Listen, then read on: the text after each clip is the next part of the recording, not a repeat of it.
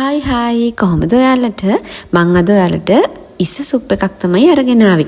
එන්නකෝ මේක හදන හැටි බලන්න. සුප් එකට ඉස්සු 6ක් 7ක් විතර මම අරගෙන තියෙනවා. ඔයාලට කැමති ප්‍රමාණයක් ගන්න. ඊළඟට සුදු ලුණු බිකිත් කිහිපයක් ගන්න, ටිකක් වැඩිපුර ගන්න. එතකොට සුප් එක රසයි. මේ විදියට හොඳට ඒ ටික තලා ගන්න ඕනේ. හොඳින් සුද්ධ කරගත් ඉස්ස ටික මේ විදිහට කපලා ගන්න ඕනේ චුටි කෑලි වලට. ඊළඟට භාජනයක් ලිපේ තියලා බටර් කෑල්ලක් මේ විදිහට දාලා හොඳින් රත් කරගන්න ඕනේ. ඊළඟට ඉස්ස ටික මේ විදිහට එකතු කරගෙන බැදෙන්න දෙන්න. හොඳින් බැදෙන්න ඕනේ ඉස්ස ටික. ඉස්ස ටික හොඳින් බැදීගෙන එනකොට ඔයා මේකට තලාගත්තු සුදු ලුණු ටික, ලුණු කුඩු ටිකක්, ගම්මිරිස් කුඩු ටිකක් එකතු කරගන්න. ඒක ඔයාගේ රසය අනුව එකතු කරගන්න පුළුවන්. ලුණු නම් ගොඩක් එකතු කරගන්න එපා.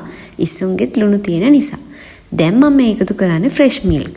ෆ්‍රෙෂ් මිල්ක් කප් 2ක් විතර මේකට එකතු කරගන්න පුළුවන්. ෆ්‍රෙෂ් මිල්ක් එකතු කරගත්තට පස්සේ ඔයා හොඳින් හැඳි ගගාම ඉන්න. මොකද නැත්තම් කිරි ටික උතුරලා යන්න පුළුවන්. එහෙම වුණොත් රස නැතුව යනවා. කිරි ටික හොඳින් උතුරවා ගත්තට පස්සේ ඔයාට ලිප ඔෆ් කරන්න පුළුවන්. ඔන්න බලන්නකෝ. දැන් මෙන්න මේ විදිහට තමයි සුප් එක හැදිලා තියෙන්නේ.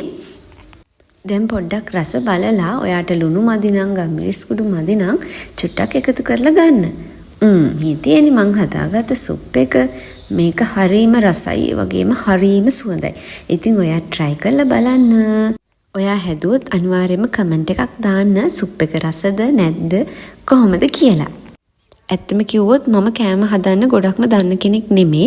මමත් වීඩියෝස් බලලා එක එක්කෙනාගේ වීඩියෝස් වල තියෙන අයිඩියාස් අරගෙන මගේම ක්‍රමයකට ඉතින් හදනවා. සමහර දේවල් ඒ විදිහටම හදන්න ගිහිල්ලා වැරදෙන අවස්ථාත් තියෙනවා.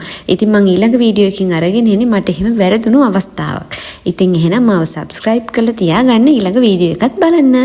එහෙනම් ඒ වීඩියෝ එකකින් එනකන් සතුටින් පරිස්සමින් ඉන්න. ආදරෙයි.